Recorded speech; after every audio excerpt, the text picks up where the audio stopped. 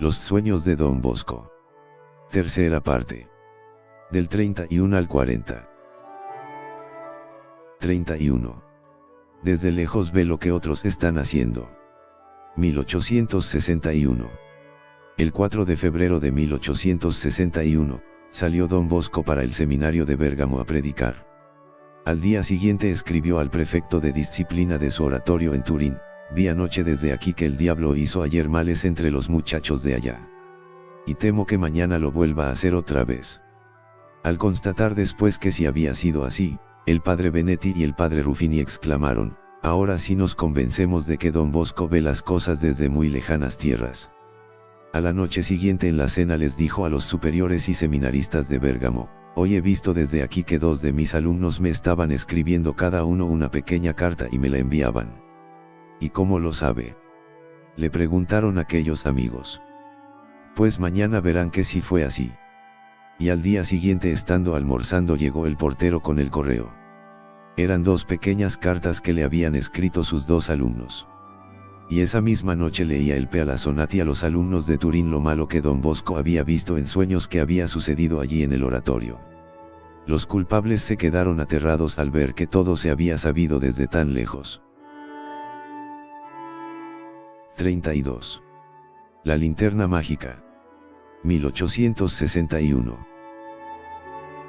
Este sueño lo tuvo Don Bosco el 1 de mayo de 1861. Dice que duró unas 6 horas. Apenas se despertó, se levantó y se dedicó a escribir los datos más importantes que había visto u oído durante el sueño. Luego el 2 de mayo por la noche estuvo 45 minutos narrándolo a todo el alumnado reunido. Dijo así: me pareció que salía de mi casita en Ibechi y que iba a pasear por el campo. En el camino me encontré con un personaje que estaba aguardando a alguien, el cual me invitó a acompañarlo por aquel camino. Luego me preguntó: ¿quiere ver algo extraordinario? Sí, claro que sí, pues le voy a mostrar lo que son ahora sus discípulos y lo que serán en el futuro. Y sacó una máquina proyectora, que tenía un lente de 1 metro de diámetro y cuyo título era: los ojos que ven lo oculto, en los cielos y en la tierra. El personaje le dio vuelta a la manivela de la máquina o linterna mágica y me dijo: mire por el lente. Miré, y oh espectáculo admirables, allí en la pantalla vi todos los discípulos que tengo ahora. Le dio otra vuelta a la manivela y aparecieron mis discípulos divididos en 2 grupos, a un lado los buenos, llenos de felicidad y alegría. Y al otro lado los malos, que no eran muchos, pero que presentaban un aspecto lastimoso. Unos tenían la lengua agujereada, otros los ojos extraviados, unos con la cabeza enferma y otros con el corazón roído por los gusanos. Yo sentí mucha tristeza al verlos así, y pregunté al personaje qué significaba todo aquello. Él me respondió: los que tienen la lengua agujerada son los que dicen cosas malas. Los que tienen los ojos extraviados son los que le ponen malicia a lo que oyen, ven o dicen. La cabeza enferma significa que no hacen caso a los buenos consejos que se les dan. El corazón roído por gusanos quiere decir que se dejan vencer por las pasiones sensuales. Me ordenó que le diera una tercera vuelta a la manivela. Así lo hice y aparecieron en el lente 4 jóvenes atados con gruesas cadenas. Él me dijo: estos, los que no dejan su mala conducta, van a terminar muy mal, quizás en la cárcel. Me mandó darle otra vuelta a la manivela, y aparecieron en pantalla 7 jóvenes de aspecto huraño y desagradable, con un candado que les cerraba los labios y 3 de ellos se tapaban los oídos con las manos. El personaje me dijo: son los que no se confiesan de sus pecados. Y los que se tapan los oídos son los que no quieren oír ni aceptar los buenos consejos que se les dan para corregirse.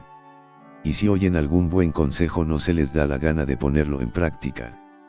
Dígales que dejen tanto orgullo que tienen en su corazón. Yo en ese momento me hice este propósito: de cada 2 veces que hable en público, una vez recomendaré a la gente que se confiese bien de sus pecados. Porque muchos se condenan por no confesarse, pero muchos se pierden porque se confiesan mal, sin examen, ni dolor, ni arrepentimiento, ni propósito, o sin decir todos sus pecados al confesor. El personaje misterioso me hizo dar otra vuelta a la rueda y vi a 3 jóvenes, cada uno con un enorme orangután sobre la espalda. Y lo raro es que esos animales tenían cuernos. Los monos les apretaban la garganta tan violentamente a sus víctimas que el rostro se les ponía rojo y los ojos se les llenaban de sangre y parecían que iban a saltar de sus órbitas. Con las patas traseras los animalejos les sofocaban el corazón, y con la enorme cola les enredaban las piernas de manera que no pudieran andar. Y me fue dicho que ellos representan a los que siguen cometiendo frecuentemente pecados contra la pureza, y aún después de retiros espirituales siguen siendo víctimas de sus malas costumbres impuras.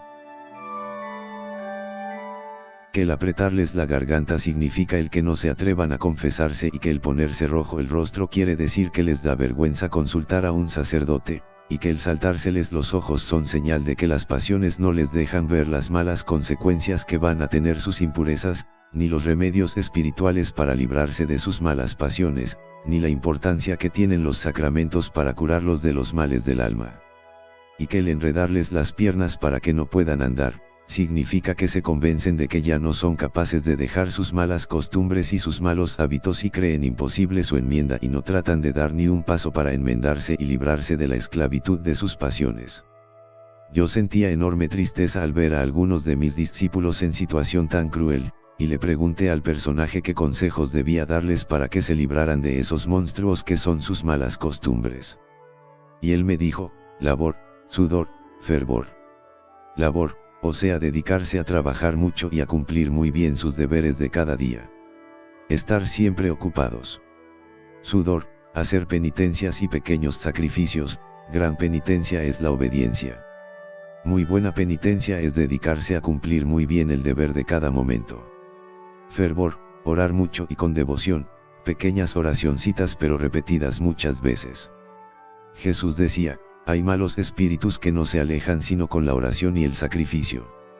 Y el guía añadió: hay personas que por más consejos que se les den no se convierten, pues no quieren sacudir el yugo con el cual los tiene esclavizados Satanás. Yo sentí mucha tristeza y me puse a decir: pero es posible que esto sea así.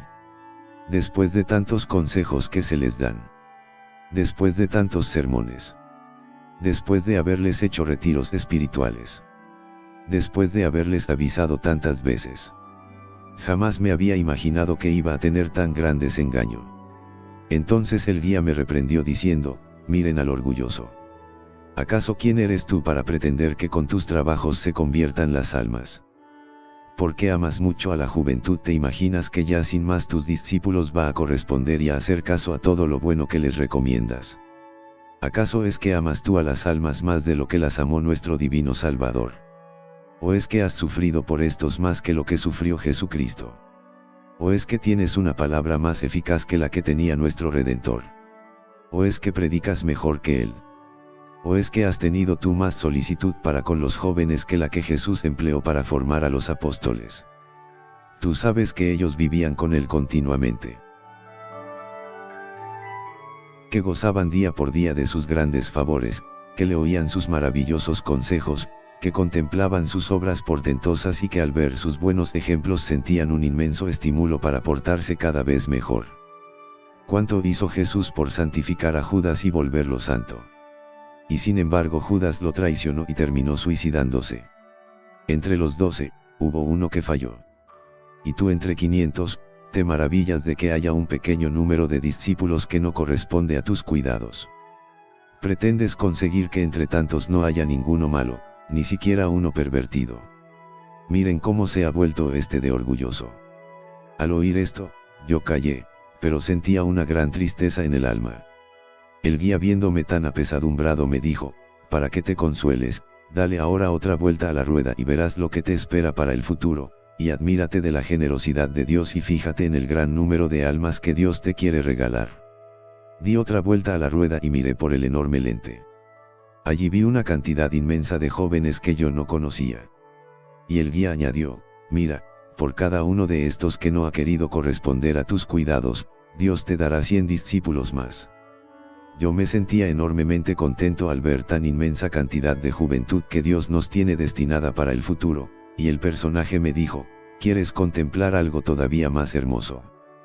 Pues dale otra vuelta a la rueda. Di la vuelta a la rueda y vi a mis discípulos trabajando en un gran campo. Unos trabajaban en una huerta cultivando hortalizas, empleando azadones, palas y picas. Estaban divididos en cuadrillas que tenían sus respectivos jefes. Se les repartían sus herramientas y se les animaba a trabajar con entusiasmo. A lo lejos había algunos regando semillas por el campo. Un segundo grupo se dedicaba a recoger una enorme cosecha de trigo. Unos cortaban espigas. Otros las llevaban en carros, unos afilaban las hacks para cortar, y otros se dedicaban a repartir herramientas entre los trabajadores. Algunos se dedicaban a tocar guitarra y a cantar para amenizar el oficio de los trabajadores. Era tan hermoso espectáculo lleno de sorprendente variedad. Debajo de unos árboles corpulentos se veían unas masas con el almuerzo preparado para todos los que trabajaban. El guía me explicó que los que trabajan en la huerta son los que se dedican a servir a Dios en medio del mundo, los seglares. En cambio los que recogían la cosecha de trigo son los que se dedicarán a servir a Dios en el sacerdocio o en una comunidad religiosa. Yo vi a estos tan claramente que a muchos les podré decir si los tiene Dios destinados para el sacerdocio o no.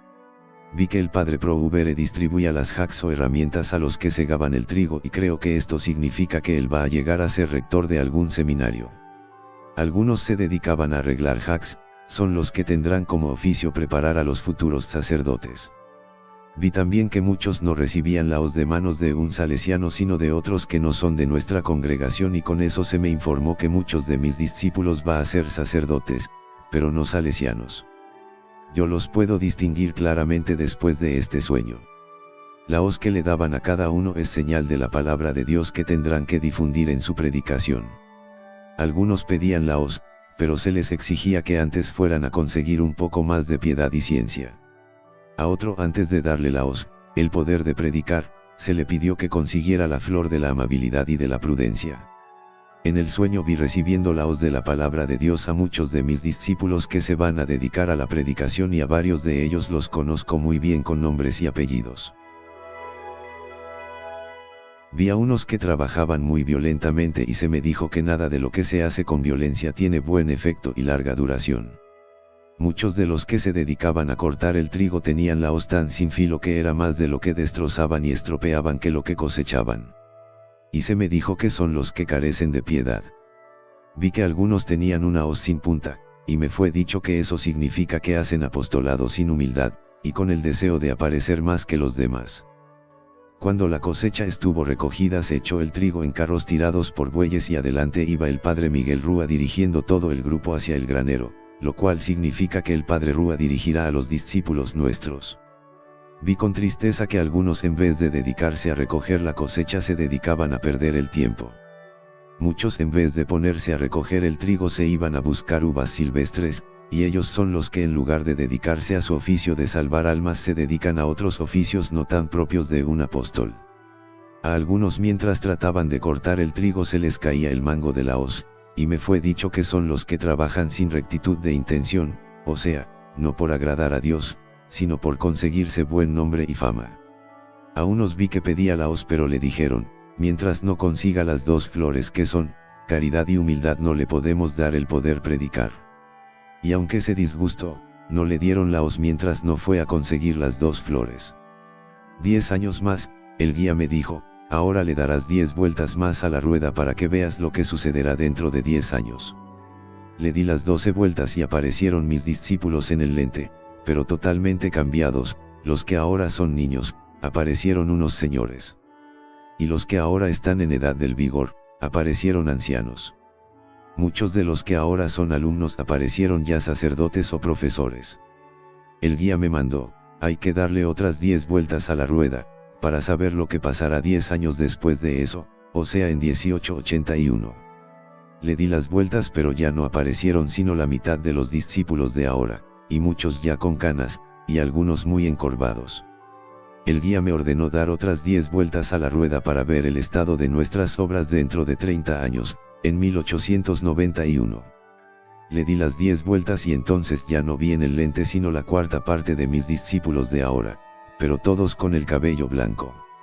Sentí tristeza al notar que eran ya tantos los que no estaban, pero al mismo tiempo tuve una gran alegría al ver un número inmenso de nuevos discípulos en muchas partes del mundo. Y se me presentó una escena emocionante, vi a los salesianos de muchos países rodeados de jóvenes de diversas razas y colores. Le di otras 10 vueltas a la rueda y se me presentó nuestra obra en 1901. Ya eran muy pocos los que quedaban de los que hay ahora. Y el padre Rúa estaba tan anciano y envejecido que era difícil reconocerlo. Tanto había cambiado. Es curioso ver que a don Bosco le anuncian en este sueño que dentro de 40 años, el padre Rúa todavía estará vivo aquí en la tierra. Y así sucedió. Por orden del guía di otras 10 vueltas a la rueda y apareció nuestra comunidad en 1911. De los de ahora eran poquísimos los que quedaban. Pero allí vi a uno que está aquí ahora, lo vi muy anciano y lleno de canas rodeado de jóvenes, mostrándoles una fotografía de don Bosco y contándoles cómo fue que empezó nuestro oratorio. Nota, será el padre Francesia, que durará muchos años y que tendrá una labor muy querida por él, recordar a las nuevas generaciones lo que sucedió cuando don Bosco empezó su obra. Le di unas vueltas más a la rueda y entonces ya apareció únicamente una llanura sin habitantes. Y se me dijo, es que ya en ese tiempo, de ahora en 50 años, los alumnos que ahora están en el oratorio, habían pasado a la eternidad. El guía añadió, ¿quieres ver otra escena más sorprendente? Pues, dale a la rueda otras 50 vueltas. Le di esas vueltas a la rueda y apareció en el gran lente una inmensa cantidad de jóvenes desconocidos para mí, de todas las razas, pueblos y naciones, de los más diversos idiomas y de fisonomía variadísimas. Rodeaban alegres a sus maestros salesianos. Y la voz me dijo, estos serán los discípulos de tus discípulos. Escucha lo que les están diciendo, hablan de ti, y de los primeros salesianos, que ya en ese tiempo han muerto, y les recuerdan las enseñanzas que don Bosco les dejó. En ese momento la rueda empezó por sí sola a dar vueltas a tan gran velocidad y con un ruido tan fuerte que me desperté. Y siguió diciendo, alguno dirá, ¿será que don Bosco es un hombre extraordinario, o un personaje, o un santo? Lo que les digo es que Dios se vale de la basura del mundo para llevar a cabo sus grandes empresas, y de lo que no vale, para guiar a lo que sí vale, así como en tiempos de Moisés se valió de la burra de Balaam para que fueran comunicados al pueblo muy importantes mensajes. Así que no se fijen en la conducta de don Bosco para saber cómo se van a portar, sino más bien fíjense en estos mensajes que el cielo nos envía, para hacerles caso y obedecerlos. Nadie vaya a decir, don Bosco hizo así, y por lo tanto eso está muy bien. Observen primero mis acciones, si ven que son buenas, imítenlas, pero si me ven hacer algo que no está bien, no me vayan a imitar jamás en eso, sino más bien rechácenlo como algo mal hecho.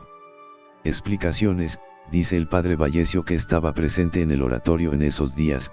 Don Bosco nos narró este sueño con una gracia y una emoción impresionantes. Parecía un general viendo a sus tropas triunfar en lo futuro, pero sobre todo parecía un profeta anunciando lo que más tarde iba a suceder.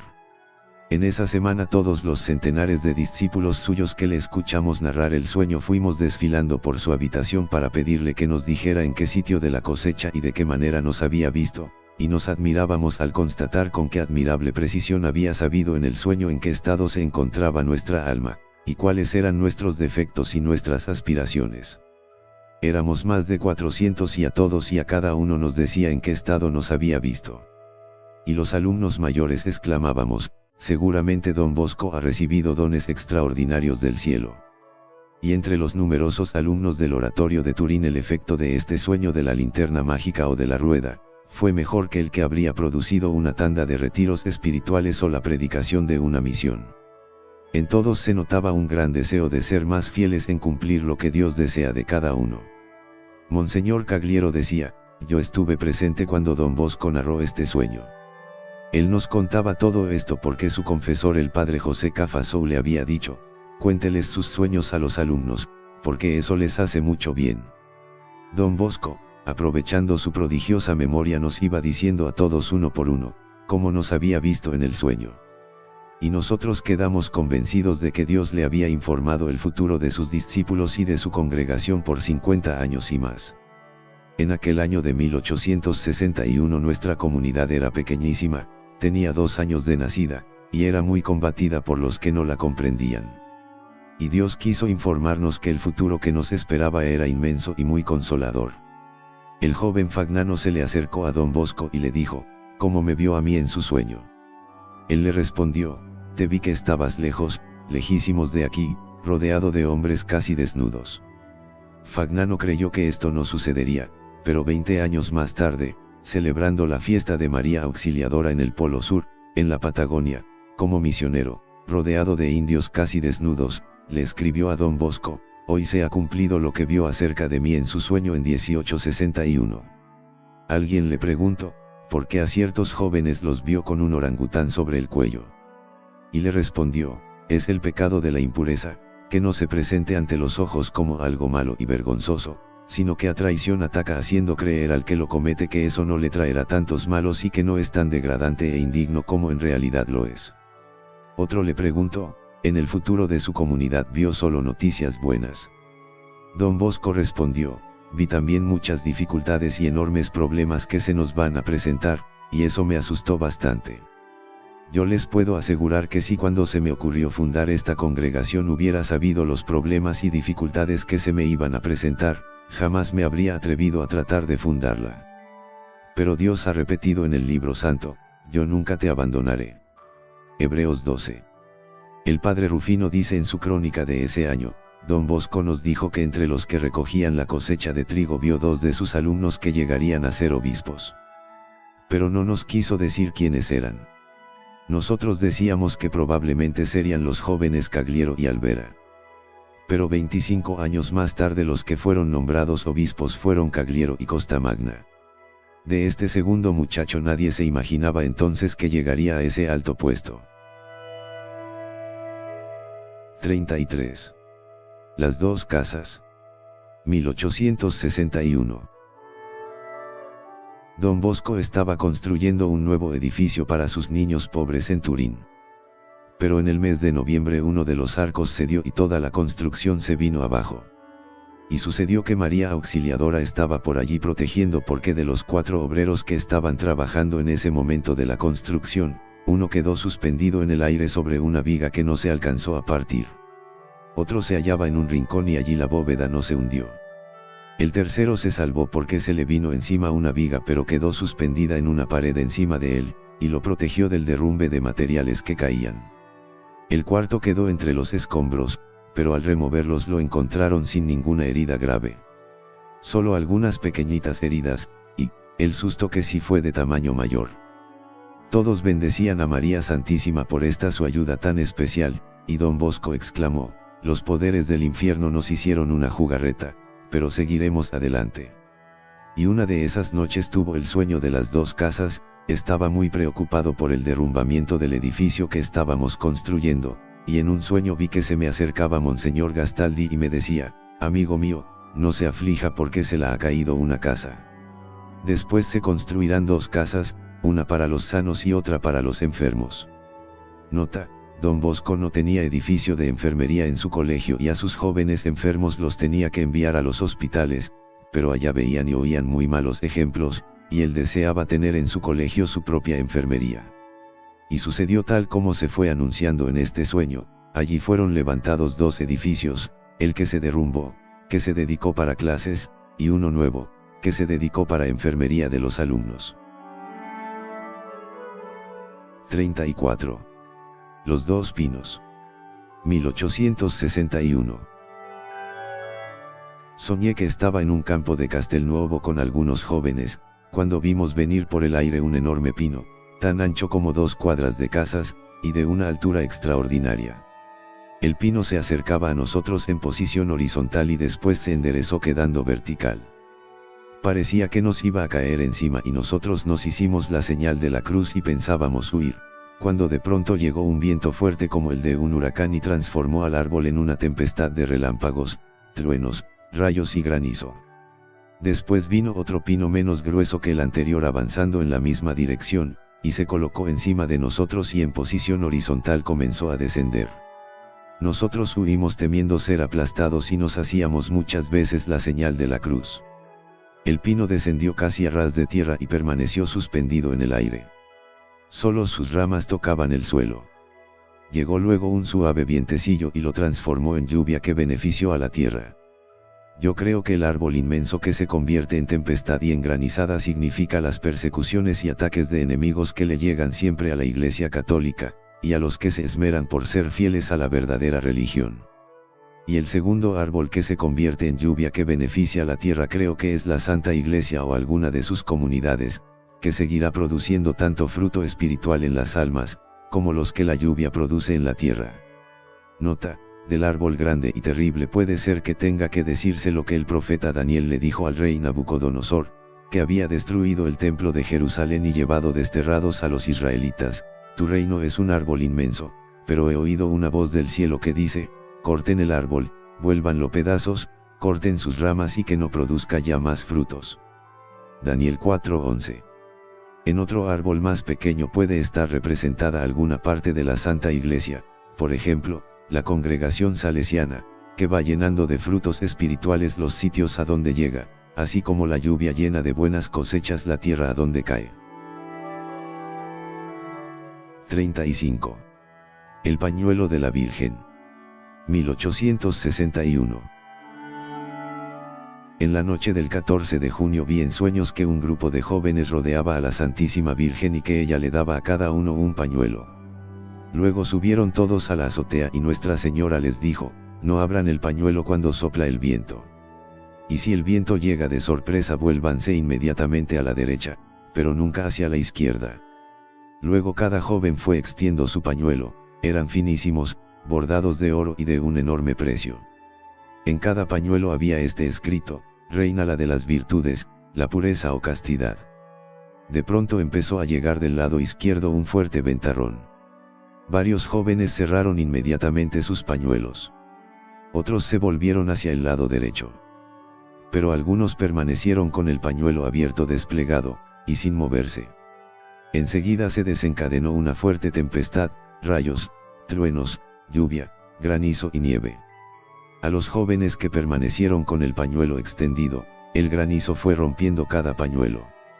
La lluvia y la nieve fueron llenando también de agujeros pañuelo tras pañuelo, y en poco tiempo los pañuelos quedaron totalmente estropeados y perdieron toda su hermosura. Pregunté a Nuestra Señora qué significaba aquello y me respondió, esos jóvenes son tus discípulos. El pañuelo es la santa virtud de la pureza o castidad. Los que quedaron con el pañuelo destrozado son los que se expusieron a las tentaciones, a los peligros, a las ocasiones de pecar. Los que doblaron el pañuelo a tiempo y conservaron íntegro y hermoso son los que no se han expuesto a los peligros de pecar y conservan la santa virtud de la pureza. Los que se volvieron a la derecha son los que sí han tenido ocasiones de pecar, y los ha sorprendido la tentación, pero han sabido encomendarse a nuestro Señor y le han vuelto la espalda al pecado, alejándose de aquello que los invitaba a pecar. Los de los pañuelos rotos son los que han caído en pecados impuros. Yo estaba muy triste al ver que eran tantos y tantos los que habían quedado con el pañuelo roto y destrozado y pregunté a Nuestra Señora, pero ¿por qué no solo el granizo rompió los pañuelos, sino que también el agua y la nieve los rompieron? Y ella me contestó, es que en pureza también las faltas pequeñas manchan el alma y la dejan en muy mal estado. Luego se oyó una voz, que se vuelvan a la derecha. Y muchos de los jóvenes que tenían los pañuelos rotos se volvieron hacia la derecha y sus pañuelos quedaron zurcidos y remendados. Pero cada pañuelo quedó mucho más pequeño de lo que era antes y muchísimo menos hermoso de lo que había sido. Daba lástima comparar la fealdad que ahora tenían esos pañuelos con la belleza que antes habían tenido. Pero bueno, ya estaban remendados y ya no estaban rotos. Y me fue dicho que esos son los que han cometido actos impuros y se han confesado y han hecho obras buenas para pagar sus pecados. Poco a poco van recuperando la hermosura de su alma, pero es difícil que lleguen otra vez a tener la belleza que su espíritu tenía antes de cometer esos pecados impuros. Vi que algunos no quisieron volverse hacia la derecha y su pañuelo fue quedando totalmente destrozado. Son los que quieren seguir en sus pecados de impureza y no se arrepienten ni hacen nada serio por mejorar su mala conducta. Esos pobres van irremediablemente hacia la perdición. 36. Las distracciones en la Iglesia. 1861. El 28 de noviembre de 1861, cuando muchos de los jóvenes estaban recién llegados al oratorio de Don Bosco y todavía no estaban acostumbrados a rezar atentamente, el santo les contó este sueño: soñé que estábamos todos reunidos en la iglesia y empezó la Santa Misa. Y entonces entraron al templo muchos hombrecitos vestidos de rojo y con cuernos, o sea unos diablillos, y se dedicaron a distraer a los jóvenes mientras rezaban. A uno les presentaban los elementos del deporte, a otros un libro, a varios un plato lleno de golosinas y a algunos les mostraban un armario en el fondo del cual había guardada una buena merienda. A algunos les traían el recuerdo de su pueblo o de su barrio y a otros les recordaban los detalles del último partido de juego. Cada joven tenía un diablillo que trataba de hacerlo pensar en otras cosas y no en las oraciones que estaban haciendo. Algunos diablillos estaban encaramados en el cuerpo de ciertos jóvenes y se entretenían en acariciarles y alisarles el cabello. Llegó el momento de la elevación de la hostia, y al toque de la campanilla los jóvenes se arrodillaron, y todos los diablillos desaparecieron, menos los que estaban sobre el cuello, los cuales volvieron la espalda para mirar al lado contrario del altar.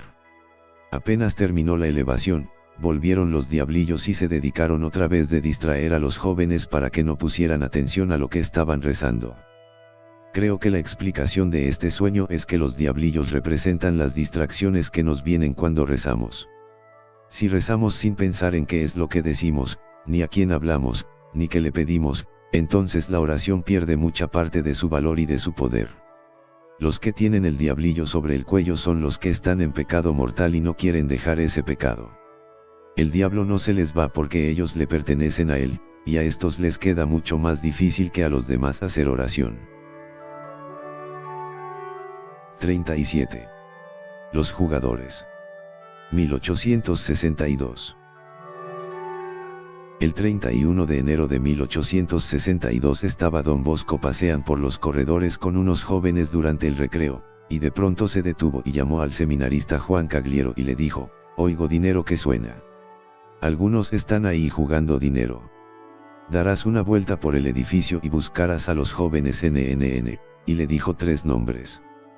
Cagliero empezó a recorrer corredores y rincones y no los encontraba. De pronto vio venir a uno de los 3 y le dijo: «¿De dónde vienes? ¿Dónde estabas?» «Te estaba buscando. Estaba jugando con N y N. Y estaban jugando dinero, ¿no es cierto?» El joven no pudo negar que sí había sido así. Cagliero volvió a contarle a Don Bosco el resultado de sus pesquisas y el santo contó que en la noche anterior había visto en sueño a 3 muchachos jugando dinero. Y el jugar dinero se les prohíbe a los jóvenes porque los puede llevar al robo y a muchos males más. 38. Anuncio de una muerte. 1862. El 21 de marzo de 1862, Don Bosco en su sermoncito que acostumbraba a dar a los jóvenes antes de que se fueran a acostar, y que él llamaba buenas noches, les dijo: «Les voy a contar un sueño. Soñé que durante un recreo en el cual los jóvenes juegan y corren por todas partes, yo estaba asomado por la ventana de mi habitación observando lo alegremente que los muchachos corrían por todo el patio. De pronto oí un gran estrépito a la entrada, en la portería, y dirigiendo hacia allá la mirada, vi entrar al patio un personaje de elevada estatura, de frente ancha, ojos extrañamente hundidos, barba larga, cabellos muy blancos y ralos que desde la cabeza calva le caían sobre los hombros. Venían envuelto en un manto negro como los que colocan en los funerales, y apretaba el manto contra su cuerpo con la mano izquierda, mientras en la mano derecha llevaba una antorcha cuya llama era de color azul negruzco. El tal personaje andaba despacio por todo el patio observando con cuidado como buscando algo que se le hubiera perdido. Pasó por en medio de todos los alumnos y de pronto se detuvo frente a un muchacho, e inclinándose y mirándolo fijamente en la frente dijo: «Este es». Luego sacó de entre los pliegues del manto un papelito y se lo presentó al joven para que lo leyera. El muchacho empezó a leerlo y a ponerse muy pálido y a preguntar: «¿Cuándo será? ¿Será pronto? ¿O será más tarde?». Y el viejo con voz sepulcral le dijo: «Ven. Ya ha llegado la hora para ti». El muchacho le volvió a preguntar: «¿Puedo seguir jugando?». Y el viejo le respondió: «Aún durante el juego puedes ser sorprendido». Con esto anunciaba una muerte repentina. El joven temblaba. Quería hablar pero no podía. Entonces el espectro, señalando con la punta de su mano la puerta de entrada al patio, le dijo: «¿Ves ese ataúd? Es para ti». Y allá en la portería se veía un ataúd para echar un muerto. El joven empezó a gritar: no estoy preparado, soy demasiado joven. Pero el espectro, sin decir nada, salió corriendo del patio y desapareció. Yo me puse a pensar quién sería el que había venido a anunciar tal muerte, y en ese momento me desperté. Esto es un aviso de que uno de los que me escuchan debe prepararse, porque nuestro Señor lo va a llamar muy pronto a la eternidad. Yo, que presencié aquella escena, sé muy bien quién es. Lo vi. Lo conocí claramente, cuando el personaje le entregó el papelito, pero no diré su nombre a nadie, antes de que él haya muerto.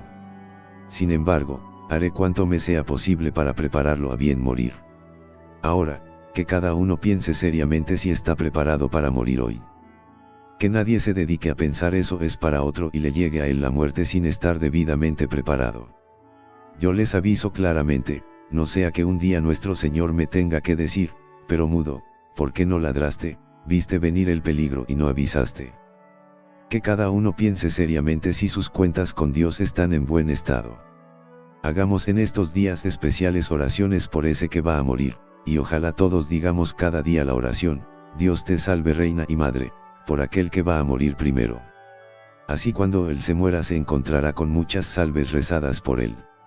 Explicación: los jóvenes le preguntaron a Don Bosco si la muerte sería muy pronto. Él dijo que sucedería antes de que hubiera 2 fiestas que empezaran por P. Ellos entendieron que sería antes de que pasaran la Pascua y Pentecostés. En aquellos días fueron muchísimos los que hicieron una confesión general y empezaron a portarse tan sumamente bien como si tuvieran que morir muy pronto. Numerosos muchachos fueron a preguntarle al santo si era alguno de ellos los que el personaje había señalado en el sueño, pero Don Bosco cambiaba de tema de conversación. Por aquellos días un jovencito de apellido Fornacio fue a rogarle a Don Bosco que lo confesara. Hizo una confesión muy fervorosa y luego se sintió mal de salud y lo llevaron con su familiar y allá murió. Tenía 12 años. Don Bosco anunció a todo el alumnado el 16 de abril la muerte de Fornacio, pero advirtió que ese niño no era que el personaje del sueño había anunciado que iba a morir de repente y pronto. Y les recomendó que pensaran en aquella frase de Jesús: estad preparados, porque a la hora en que menos penséis, llegará el Hijo del Hombre. Los alumnos seguían insistiéndole en que les dijera al menos la primera letra del apellido del que iba a morir. Él les dijo: es la letra con la cual empieza el nombre de María. Pero en el oratorio había más de 30 alumnos cuyo apellido empezaba por M. Y además en la enfermería había un muchacho muy enfermo y grave, de apellido Marchicio, y los desconfiados decían: si el que se va a morir primero es Marchicio, no se necesita ningún sabio ni ningún soñador, para saber que el apellido del muerto empieza por la primera letra del nombre de María. Pero Marchicio no se murió en aquella ocasión. El señalado por el sueño era el joven Víctor Maestro. Don Bosco se lo encontró un día en una escalera y le dijo: maestro, ¿quieres ir al paraíso? Sí, sí, respondió el jovencito de 13 años de edad. Pues bien, prepárate, le dijo el santo. El joven maestro le pidió a Don Bosco que lo dejara ir a pasar unos días con su familia, y se hacía este razonamiento: el que tiene que morir ahora, va a morir aquí en el oratorio. Por eso si me voy a donde mi familia no tendré que ser yo el que muera en esta ocasión. Don Bosco le dio el permiso. Al día siguiente maestro amaneció algo cansado y se quedó en la cama, y a algunos compañeros que lo fueron a visitar les dijo que sentía contento porque en ese día se iría a visitar a sus familiares. A las 9 de la mañana vino el enfermero a anunciarle que dentro de poco llegaría el médico a darle la autorización para irse a pasar unos días con sus familiares. Pocos minutos después llegó otro alumno a llamarlo para que hablara con el médico y le dijo: maestro, maestro, que llegó el médico. Y como no le respondía, se acercó a su cama y lo tomó del brazo y lo sacudió. Pero maestro seguía inmóvil. El otro jovencito se llenó de susto y gritó: maestro ha muerto. Maestro ha muerto. La noticia corrió por toda la casa. El padre Rúa vino inmediatamente a darle la bendición y todos los colegiales se impresionaron grandemente.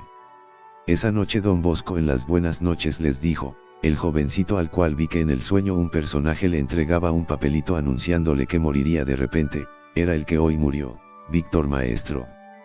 Podemos estar tranquilos porque este niño se confesó muy bien y estaba comulgando cada día. Se había preparado cuidadosamente para pasar a la eternidad.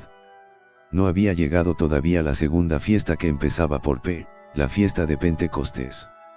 Y sucedió otro detalle curioso: al llegar los señores de la funeraria, no entraron con el ataúd hasta el fondo del patio, como hacían otras veces, sino que se quedaron en la portería con la caja mortuoria. Y aunque Cagliero les dijo que siguieran más adelante, ellos se quedaron allí junto a la portería. Y al salir don Bosco a su ventana le dijo a Francesia: miren, qué extraño. Están con el ataúd aguardando, en el mismo sitio en el que yo los vi en la noche del sueño. 39. Las dos columnas. 1862. El 30 de mayo de 1862, dijo don Bosco a todo el alumnado reunido: les voy a contar un sueño que tuve. A mis discípulos les tengo tanta confianza que les contaría hasta mis pecados, si no fuera porque al contárselos saldrían todos huyendo asustados y se caería el techo de la casa. Pero lo que les voy a contar esta noche es para su bien espiritual.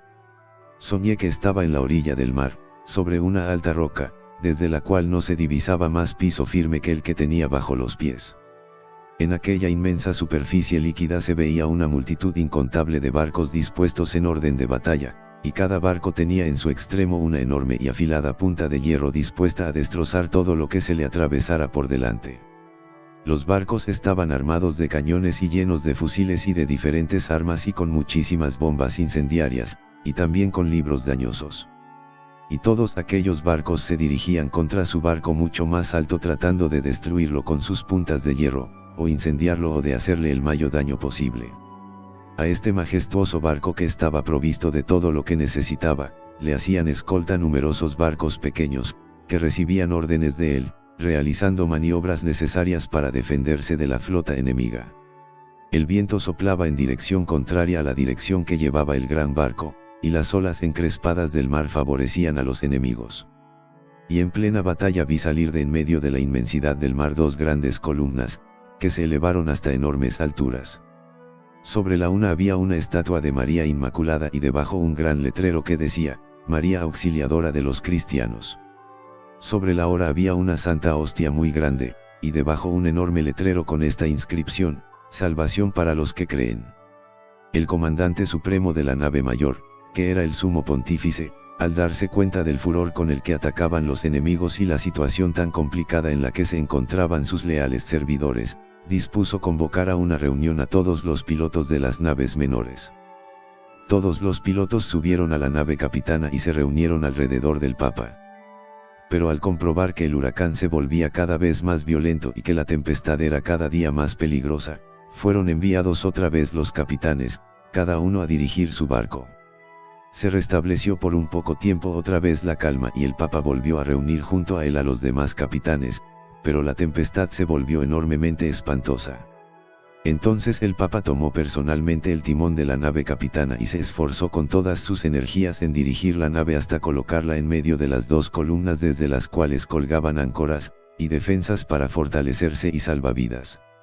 Y todos los barcos enemigos se lanzaron a atacar el barco donde iba el Papa, y trataban de hundirlo o destrozarlo.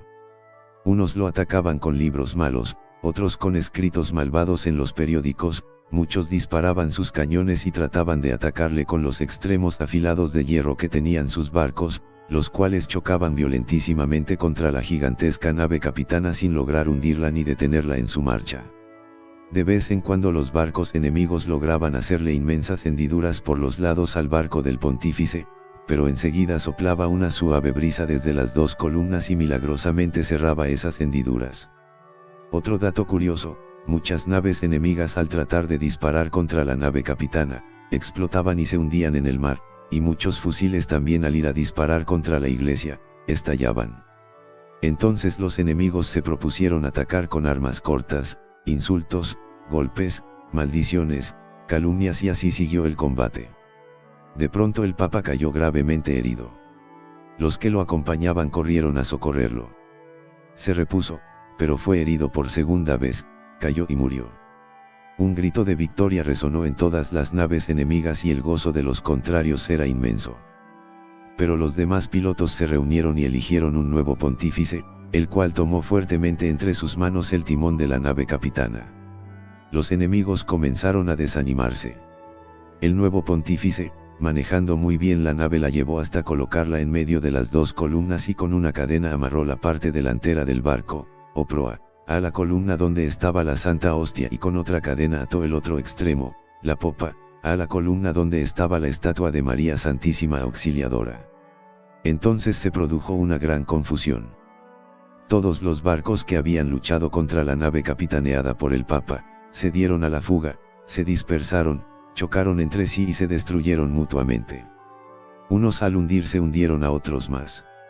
Los barcos que habían permanecido fieles al Papa se acercaron a las dos columnas y se amarraron fuertemente a ellas.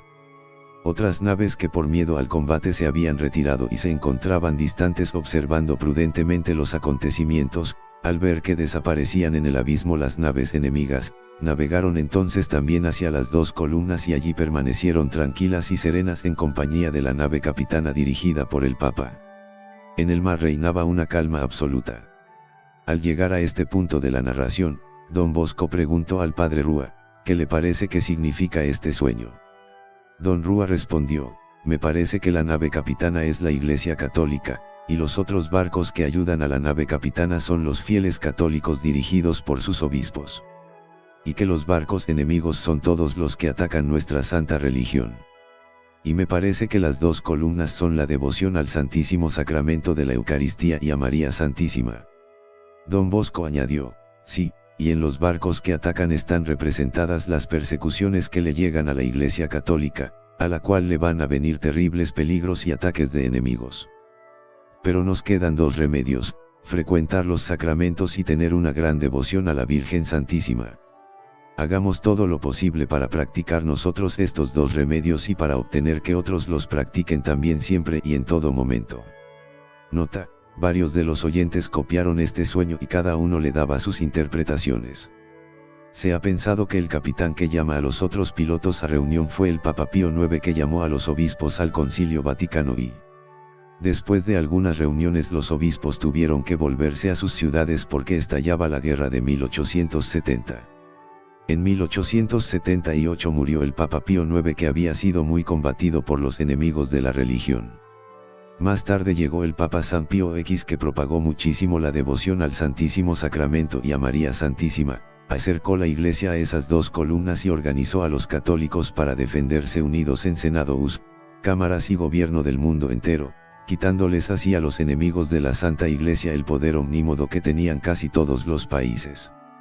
Antes de este Papa los católicos no participaban casi en elecciones ni se hacían elegir, y los enemigos podían hacer desde el gobierno todo el mal que se les antojaba contra la religión.